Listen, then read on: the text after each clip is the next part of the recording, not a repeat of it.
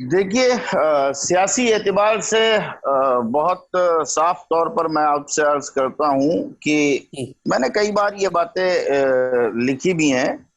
جی میرے اداریوں کا مجموعہ ہے تصویر وطن، اس میں آپ کو جی مختلف زاویے سے اس طرح کے تجزیات مل جائیں گے۔ جی جی ہندوستان سیاسی اعتبار سے اس وقت انتہا پسندی کی آخری حدود کو چھو رہا ہے۔ جی ہندوستان سیاسی اعتبار سے اس وقت اسرائیل کے نقش قدم پر چل رہا ہے۔ ہندوستان جی کے اور اسرائیل کے تعلقات بہت ہی زیادہ قریبی نوعیت کے ہیں۔ آپ کو ایک موقع بالکل پر یاد ہوگا، نریندر مودی ہندوستان کے وزیر اعظم نے اسرائیل کا دورہ کیا تھا، اور اس وقت وہ ایک فلسطینی بچے سے نہیں ملے تھے، ایک اسرائیلی بچے سے ملے تھے، اس پر بڑی واویلا یہاں ہوئی تھی۔ سوال اس جی بالکل بات کا ہے کہ آدمی جو اپنی فورن اسٹریٹجی بناتا ہے، فورن پالیسی بناتا ہے، وہ جی اپنے جو خارجی تعلقات ہوتے ہیں ان کو دیکھتے ہوئے بناتا ہے۔ ہندوستان ایک زمانے تک فلسطین کا وکیل رہا اور فلسطین کو سپورٹ کرتا رہا۔ یہ اس وقت تک رہا جب عرب ممالک کے، خلیجی ممالک کے اسرائیل سے تعلقات یعنی منظر عام پر نہیں تھے۔ اندرون جی خانہ رہے ہوں تو ہم نہیں کہہ سکتے ہیں، اور رہے جی ہیں اس لیے کہ اسرائیل کا وجود ہی جو ہے وہ جی عرب ممالک کا رہین منت ہے۔ عرب ممالک نہ چاہتے تو اسرائیل وجود میں نہ آتا۔ بہرحال تو جب تک ان کی اسٹریٹجی یہ رہی، جب تک ہندوستان خلیجی ممالک کے ساتھ کھڑا رہا، کیونکہ خلیجی ممالک سے ہمارے ملک کے دو طرفہ تعلقات ہیں، مفادات وابستہ ہیں، وغیرہ وغیرہ، جی بزنس کے میدان میں، بزنس سیکٹر میں، ایکسپورٹ امپورٹ سیکٹر میں، اور مختلف لیکن جب عرب ممالک کے تعلقات ذرا کھل کر جی کے سامنے آنے لگے تو ہندوستان نے اسرائیل سے تعلقات بڑھائے، اور جی اس کے بعد جب ان کے تعلقات بالکل اوپن ہو گئے، بالکل کھل کر کے سامنے آ گئے، تو پھر ہندوستان کے دو طرفہ تعلقات علل اعلان ہونے لگے۔ اور پھر ایک بات جی اچھی طرح سمجھ لیجئے کہ جو سوچ اس وقت یہاں پر حکمرانی کر رہی ہے، یہی سوچ اسرائیل کی ہے۔ قرآن نے یوں ہی نہیں کہا ہے لَتَجِدَنَّ أَشَدَّ النَّاسِ عَدَاوَةً لِلَّذِينَ آمَنُوا الْيَهُودَ وَالَّذِينَ أَشْرَكُوا۔ تو کہیں جی نہ کہیں دونوں کے ڈانڈے ملتے ہیں، کہیں نہ کہیں دونوں کے افکار ملتے ہیں۔ ظاہر ہے کہ یہاں جو آر ایس ایس کی سوچ ہے وہ یہ ہے کہ وہ جو منووات کی سوچ ہے کہ ہم بھگوان کے سر سے پیدا ہوئے ہیں، باقی کوئی پیر سے پیدا ہوا، کوئی ایران سے پیدا ہوا، کوئی کچھ، اور ادھر جو اسرائیل کی سوچ ہے وہ یہ ہے کہ صاحب جو ہے وہ نحن ابناء اللہ و احباؤہ، ان کی یہ سوچ ہے۔ تو اس طرح سے ہندوستان انتہا پسندی کی طرف بڑھ رہا ہے۔ جہاں تک مسلمانوں کا تعلق ہے، اور اس انتہا پسندی میں آپ یہ بھی اچھی طرح سے شامل مانیے، سمجھیے کہ ہندوستان سنگل پارٹی رول کی طرف بڑھ رہا ہے۔ جی بالکل اپوزیشن لیس پارلیمنٹ کو بنانے کی پوری تیاری ہے۔ آپ نے ابھی جی راجیہ سبھا میں دیکھا، راجیہ سبھا میں جی حکمراں پارٹی کی اکثریت نہیں ہے، لیکن جو جی کرشی بل پاس ہوا ہے، جو کسانوں کے متعلق سے جو بل پاس ہوئے ہیں، کس طرح سے دھاندلی کی گئی، غنڈہ گردی کی گئی، آنکھوں میں دھول جھونکی گئی، اور یہ سب کچھ ہوا۔ یہ دراصل اسی طرف ہندوستان بڑھ رہا ہے۔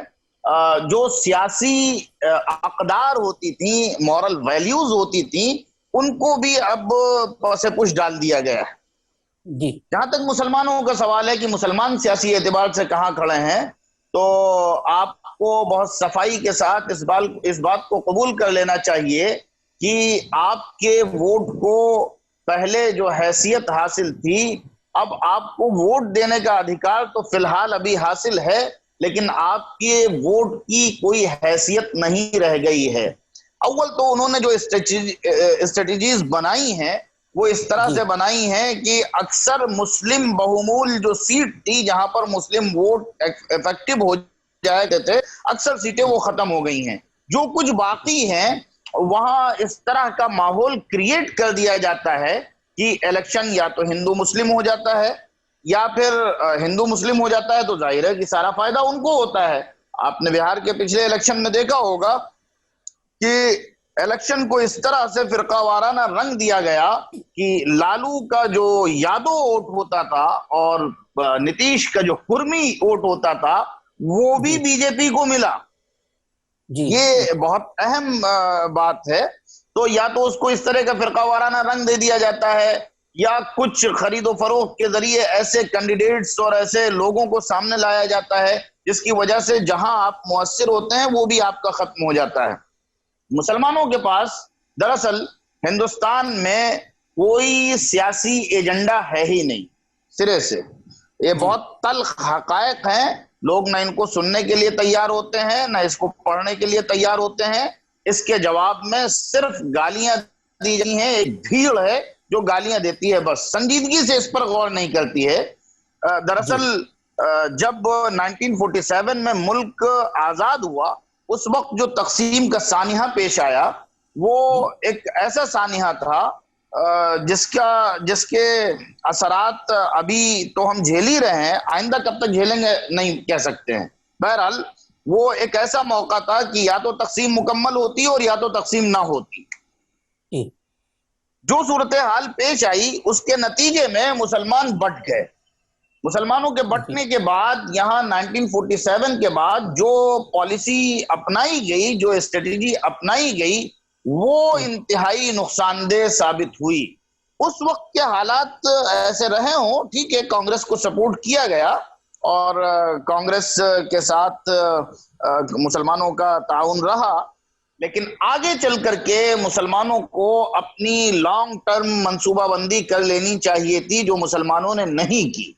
آپ ڈیموکریسی میں ایک کو کمیونل قرار دے دیں اور ایک کو سیکولر قرار دے دیں تو اپنے آپ جو ہے وہ فرقہ واریت فروغ پاتی جائے گی.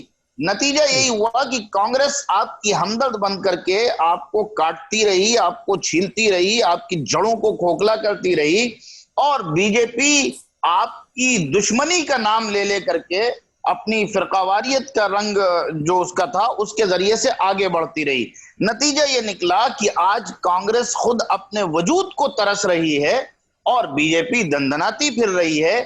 مسلمان جو کانگریس کے کہنا چاہیے کہ غلام تھے وہ آج ایسے دو راہے پر کھڑے ہیں جہاں سے نہ ان سے آگے جاتے بن رہا ہے نہ پیچھے جاتے بن رہا ہے.